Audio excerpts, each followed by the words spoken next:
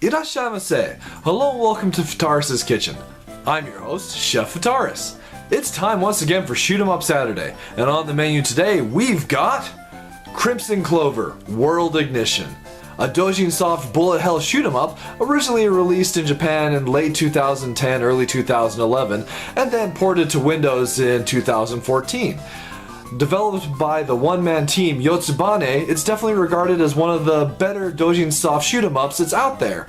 So what kind of taste will this fine game go and have? Let's find out. Break mode. Double break mode.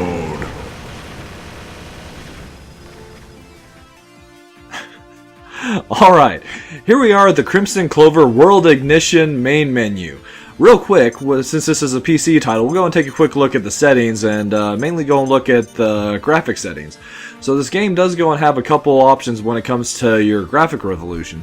You can go with high detail, low V, high V. There's also low C game resolution. Also, you can go and play it in full screen or windowed if you desire, and also game resolutions. There's quite a wide range of screen resolutions that you can go and set the game to.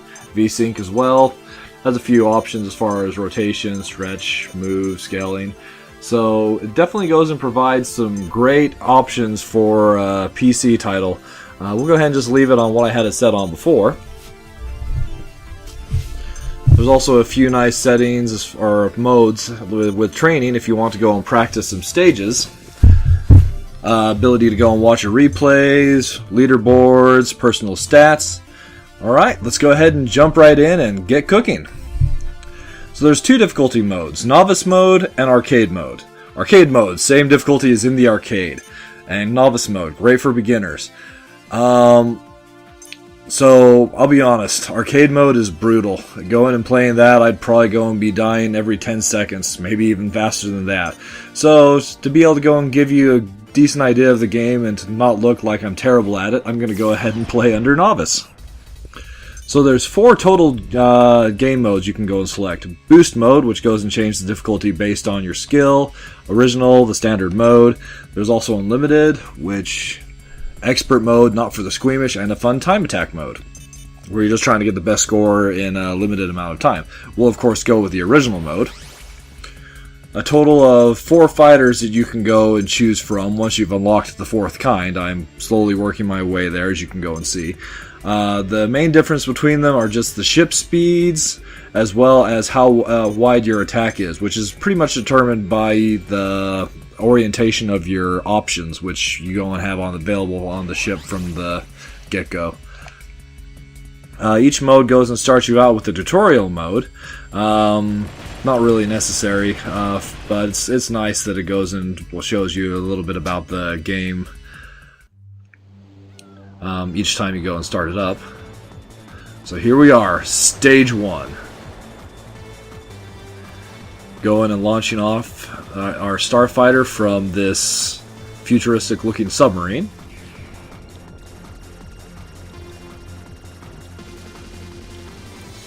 And momentarily after we go and take off, we're joined by our options. So we have 2 primary forms of attack. There's our normal shot, and we also go and have a lock-on radar that as we go and extend that lock-on, it goes and can lock on up to 20 targets, I believe, and then once you release the button, it goes and fires your lasers and such. Then there's also a brake gauge up there in the top right of the screen where you can go and build up meter to go and that you can either use for bombs, or if you go and save up the meter long enough, you get to the point where you can go and activate brake mode. So here you can go and see up there that we've got brake mode on standby, and we can go and build up for even a double brake. So let's go ahead and just a little bit more, and we'll go and activate that.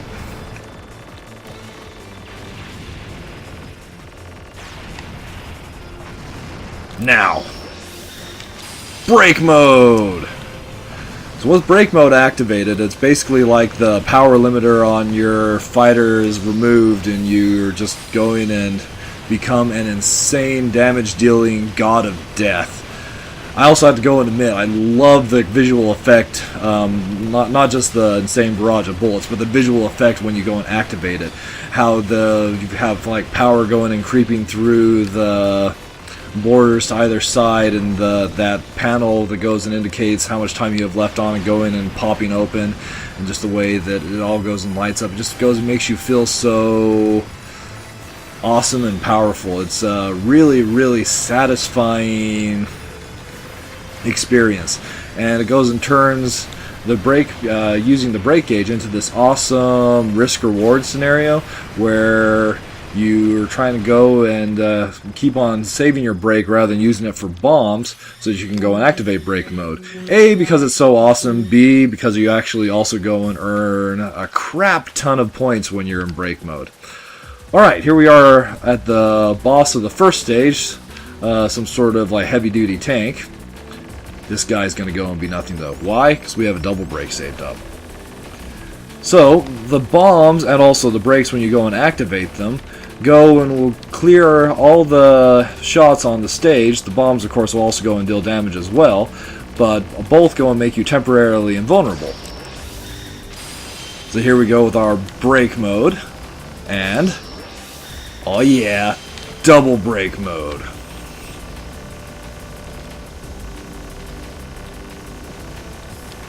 And that's all for the boss of stage 1. Kaboom. Boom. Boom. Yay, stars get. No lives lost. And a pretty decent score all around.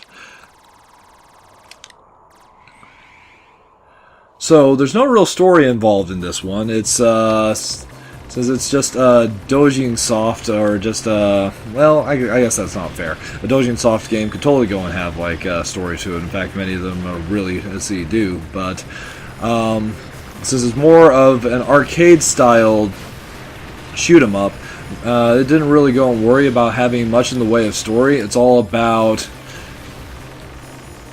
the accumulation of points and showing off your skill with the system that's provided, which, you know, is awesome.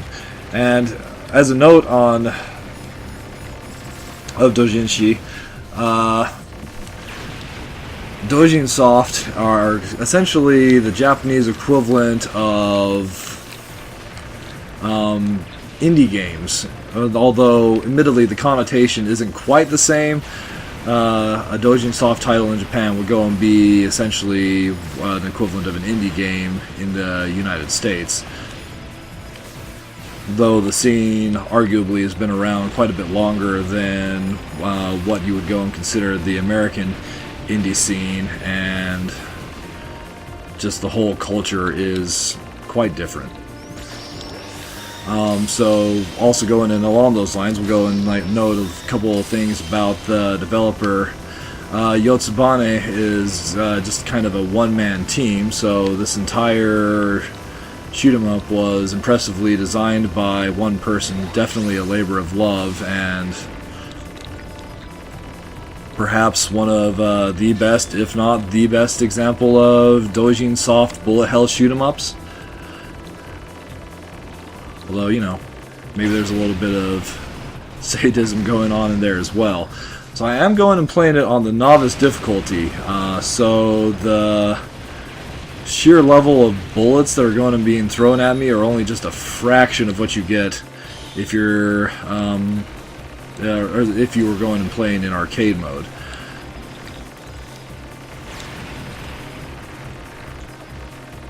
So I can appreciate that, because that actually gives me the chance to go and focus a little bit for the sake of this video, but it is definitely one thing I want to go and note. What you're going and seeing here goes and pales in comparison to what the game goes and throws at you in its normal difficulty modes. And I shudder to go and think just how brutal things are under the unlimited mode, which is the game's version of No Holds Barred.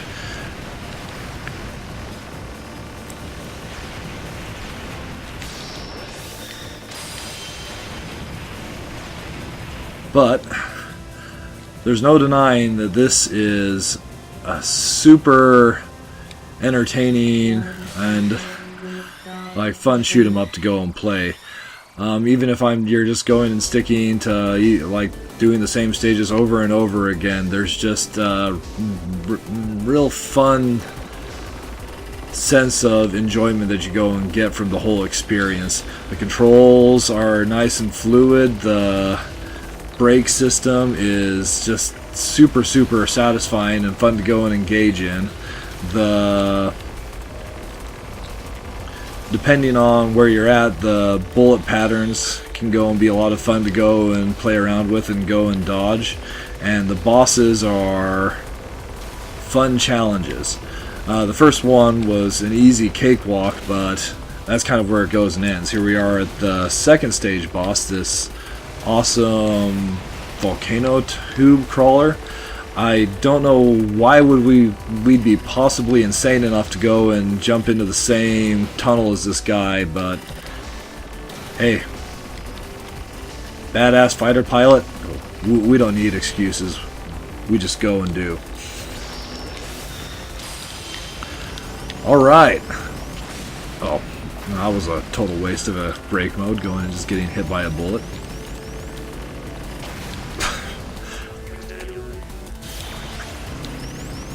Yeah, this boss, he's not a fan of me, apparently.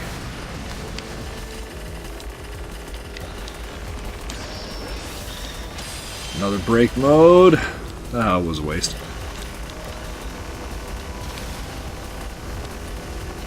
I will get this guy to go and fall. Alright, we're to his last segment.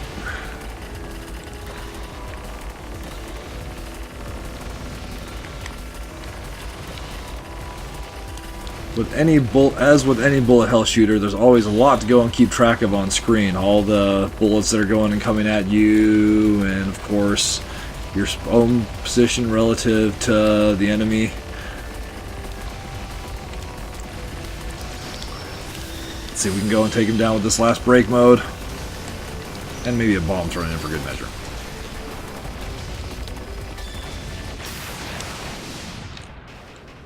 Alright. Stage 2, clear, though I did have to go and use a continue to go and do it. Alright, there you have it. Crimzon Clover World Ignition, served up for your enjoyment. This is definitely a shoot 'em up that I would go and recommend to any shoot 'em up fan. If you're having any interest in the genre, and you have a PC that can go and play it, definitely go and give Crimzon Clover a try. That'll go and just about wrap us up for this episode of Shoot 'em Up Saturday. As always, if you go and have any suggestions for shoot 'em ups that you'd like to go and see me play in future Shoot 'em Up Saturdays, or any other game that you'd like me to go and check out, by all means, please leave those in the comments below. And once again, thank you so much for going and joining me today. And I will hope to go and see you again next week.